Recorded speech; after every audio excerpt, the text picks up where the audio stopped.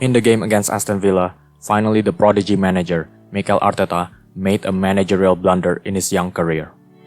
Arteta's been hyped up as the next big thing as a manager because of his previous affiliation with Pep Guardiola at Man City, as well as his early successes last season, beating the likes of Liverpool, Man City, and also Chelsea.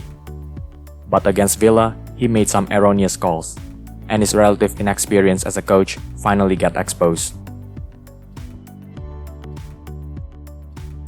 Arsenal came into this match after an impressive victory against Manchester United away at Old Trafford. In that game, Arteta employed a high-pressing tactic to stifle United defenders in possession. This is a hugely successful tactic, as lots of their big chances came from quick turnovers.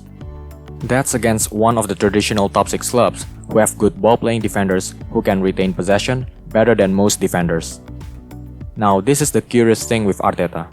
You'd think he'd be more aggressive and more proactive in employing the same high-pressing tactic against Villa, who arguably have less capable defenders on the ball than United.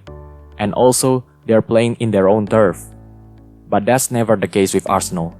For some unknown reasons, Arteta gave more respect to Aston Villa than Manchester United. Instead of a high press, they sat quite deep in their own half, deploying a relatively low block. Because of this, Arsenal were never able to get out of the first gear, and never got on the front foot. The initiative and the momentum were all taken by Villa. They looked much the better team and deservedly got a convincing win against Arsenal. Partey and Elneny were incredible against Manchester United, but they're completely non-existent against Villa. This is another area where Arteta got it wrong. Manchester United and Aston Villa are two completely different games, which provide completely different contexts and nuances. Away at Man United, the attacking impetus obviously lied on Man United, and Arsenal found it easy to be single-minded in the more defensive approach. Putting Thomas Partey alongside Mohamed Elneny provided the defensive cover for the backline. But what about facing Aston Villa at the Emirates? This should be a game where Arsenal stamp their authority on their opponents and win by a convincing margin. But none of that materialized. On the contrary, Arteta put out the same midfield of Partey and Elneny, who are clearly not suited to this game attacking-wise. They are good at screening the backline, recycling possession, controlling the tempo of the game and all that, but they obviously lack the creativity to carve defenses open. Someone like Granit Xhaka and Dani Ceballos arguably should have done much better in this regard. Xhaka's got the capacity to make that killer ball onto the final third. Ceballos and his slick dribbling could get the opponents on the back foot straight away with his twists and turns. But Arteta failed to acknowledge this. Why would he pair up two defensive-minded players in a game where their main focus should be on attack? A pairing of either Xhaka or Ceballos accompanied by Partey should be the more sensible choice, which provides defensive cover while also offering some creativity and innovation offensively. At halftime, Partey got subbed off for Ceballos due to a slight knock, but I'm still skeptical about whether that's a real injury or simply the manager's reluctance to admit errors in his team selection. Anyway, that's another topic to discuss for another day. The front trio is also another area where there's much debate, because it seems Arteta still hasn't found his best attacking trio yet. Lacazette still rotates pretty heavily with Eddie Nketiah for the striker spot.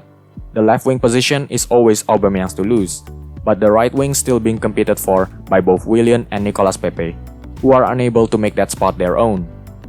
There's uncertainty around these positions, and as a result of heavy rotation, they pretty much fail to get any rhythm going. Lacazette's pretty wasteful in front of goal, and has been very inconsistent in the striker role.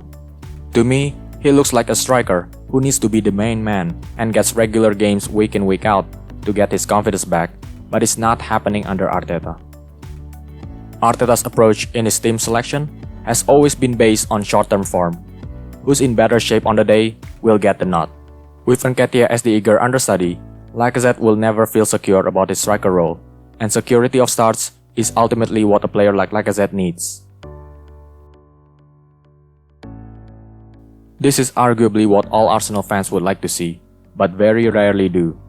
There are some reservations of playing Auba up front, such as he might not be suited to holding up the ball, and he might play more with his back turned towards the goal. But against Villa, it's quite a saddening sight to see a player of Auba's caliber wasting away his world-class talent in the isolation of the left wing. he failed to master a single shot against Villa, and this is mainly down to his isolation on the left wing. If Lacazette failed to get back into form, Nketiah shouldn't be the second choice in my opinion. Auba in the center should be the second choice, with Bukayo Saka replacing him on the left. Nketiah's a great young talent for the future, but he still got long years ahead of him.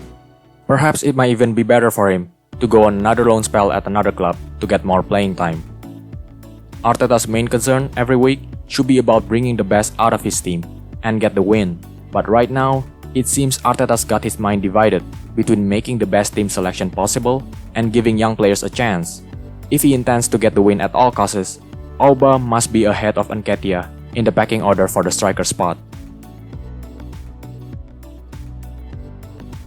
Alright, this is awkward to discuss, because obviously Arsenal just left their best playmaker, who's also on the highest salary, out of the squad. But it's quite clear, Arsenal need a creative playmaker to gel the offensive plays together. At the moment, their main offensive outlet came from the wingbacks. Their playmakers never been an individual player, but rather a system of advancing wingbacks. This isn't to say it's a bad system, but what Arsenal need right now is a bit of flair and creative genius that can turn the game around in an instant. At Man United, they've got Bruno Fernandes. At Man City, they've got Kevin De Bruyne. At Liverpool, they've got Thiago now. These teams have got incredible systems, but they've got the flair also. Meanwhile, Arsenal's got the system in place, but the flair's still lacking. None of their midfield players could provide it at the moment. Arteta's main focus ever since his appointment as Arsenal manager has always been to find and implement a defensive system that knows how to park the bus when needed, and now that they've started to look like Atletico Madrid, he's got to look at positions further up the pitch as areas for improvement. Thank you for watching. If you enjoyed this video, don't forget to hit the like button, drop a comment down below. Who do you think should play up front? Lacazette, Auba or Nketiah? Let me know down below. Lastly, don't forget to share, subscribe, all that good stuff. Catch you all soon.